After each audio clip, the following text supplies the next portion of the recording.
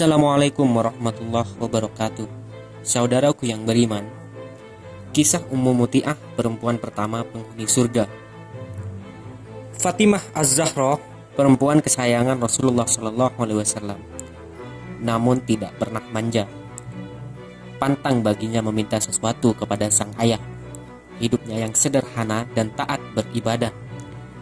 Sebagai seorang istri serta ibu dari Hasan dan Husain, Fatimah selalu sabar dan ikhlas.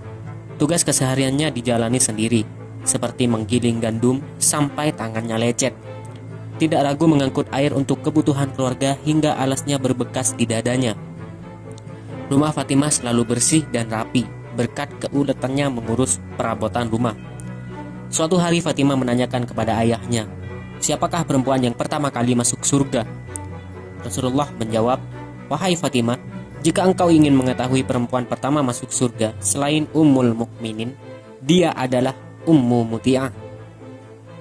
"Siapakah Muti'ah itu ya Rasulullah? Di manakah dia tinggal?" tanya Fatimah penasaran. Karena tidak ada yang mengenal Muti'ah, Rasulullah menjelaskan, Ummu Muti'ah yang dimaksud adalah perempuan yang tinggal di pinggiran kota Madinah. Jawaban itu membuat Fatimah tercengang. Ternyata bukan dirinya perempuan yang masuk surga pertama kali. Padahal Fatimah sebagai putri Rasulullah dan menjalankan ibadah, amalan, serta bermuamalah dengan baik.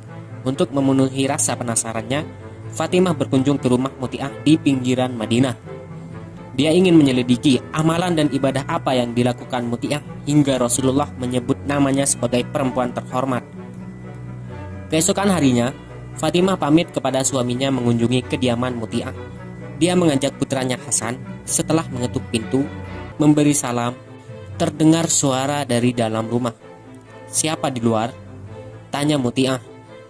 Fatimah menjawab, "Saya Fatimah, putri Rasulullah." Muti'ah belum mau membuka pintu, malah dia balik bertanya, "Ada keperluan apa?" Fatimah menjawab, "Ingin bersilaturahmi saja." Dari dalam rumah, Muti'ah kembali bertanya, "Anda seorang diri atau bersama yang lain?" "Saya bersama Hasan, putra saya," jawab Fatimah dengan sabar. "Maaf Fatimah," kata Muti'ah, "saya belum mendapat izin dari suami untuk menerima tamu laki-laki." "Tetapi Hasan anak-anak," balas Fatimah.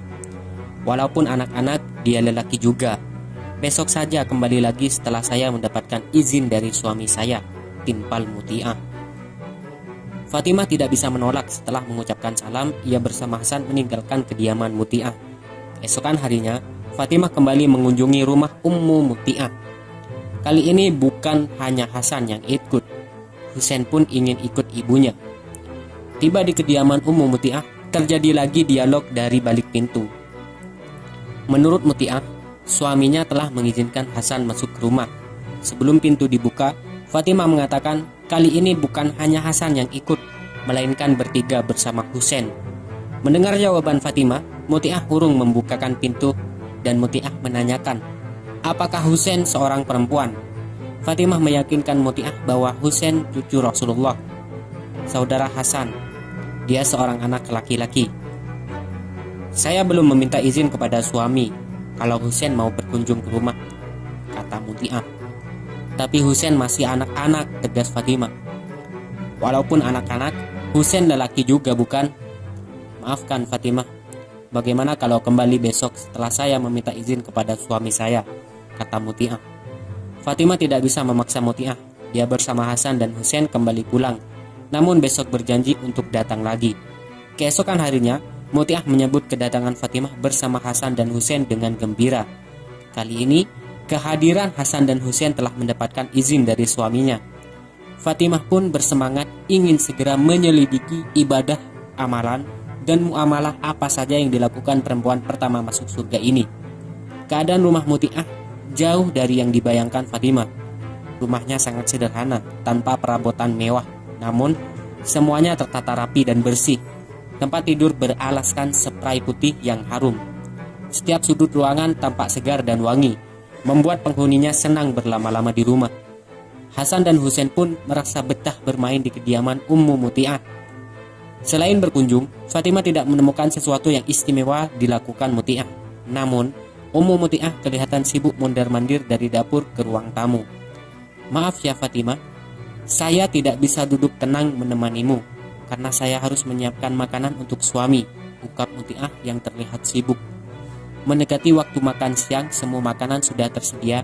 Muti'ah menuangkan satu persatu makanan di wadah khusus untuk dikirim ke suaminya yang bekerja di ladang.